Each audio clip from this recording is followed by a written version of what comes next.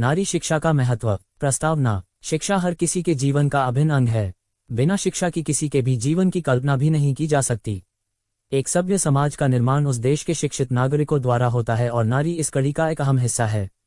परिवार की छोटी छोटी इकाइयां मिलकर एक समाज का गठन करती हैं और परिवार की केंद्र बिंदु नारी होती है। यदि एक नारी शिक्षित होती है तो एक परिवार शिक्षित होता है और जब एक परिवार शिक्षित होता है तो पूरा राष्ट्र शिक्षित होता है।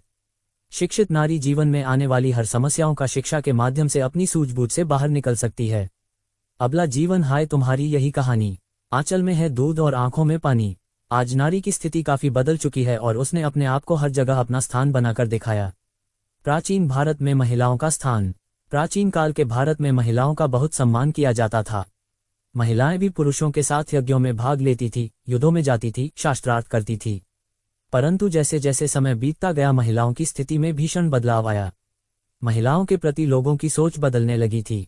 धीरे धीरे महिलाओं का स्थान पुरुषों के बाद निर्धारित किया गया तथा बहुविवाह प्रथा, सती प्रथा, दहेज प्रथा, कन्या भ्रूण हत्या आदि जैसे मामले उजागर होना एक आम बात बनने लगी थी। आज से शताब्दियों पूर्व स्त्रियों को अपना पति चुनने की स्वतंत्रता थी।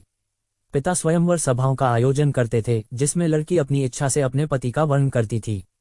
इस प्रकार की सुविधाएं इसलिए दी गई थी कि वे शिक्षित थी और अपना अच्छा तथा बुरा वे सही ढंग से सोचने में सक्षम थी। मुगलों के शासनकाल में शिक्षा, कला, साहित्य तथा अन्य विविध गुणों को प्राप्त करने की परिस्थितियां मिट सी गई थी। शिक्षा का प्रचार। आज हमारे भारत देश में शिक्षा का काफी प्रचार हो गया है। नवीनतम आंकड़ों के अनुसार भारत की संपूर्ण जनसंख्या का करीब 73% भाग शिक्षित है।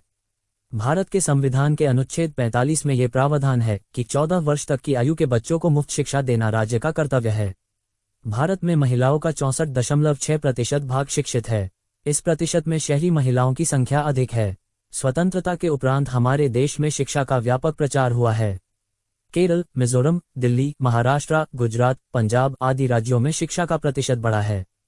केरल देश का ऐसा पहला राज्य है जहां के कोट्टायम, एर्नाकुलम जैसे जिलों में 100% शिक्षित रहते हैं। नारियों में शिक्षा की कमी के अनेक कारण रहे हैं। सबसे बड़ा कारण तो हमारी सदियों की गुलामी थी, जिसकी वजह से लड़कियों को अंग्रेजों के भय के कारण घर से बाहर नहीं निकलने दिया जाता था और उनके जिम्मे चूल्हा, चौका, घर का इंतजाम और बच्चों को जन्म देना तथा उनका लालन पालन था। समय बदला और आज महिलाएं हर दिशा में आगे आ रही है। सर्व शिक्षा अभियान क्या है? सर्व शिक्षा अभियान की शुरुआत अटल बिहारी वाजपेयी जी के द्वारा 2001-2002 में की गई थी, जिसका मुख्य उद्देश्य सभी बच्चों को प्राथमिक और प्रारंभिक शिक्षा उपलब्ध कराना है। इसका उद्देश्य 8 साल तक 6 से 14 वर्ष के बच्चों को उत्तम शिक्षा देने का है।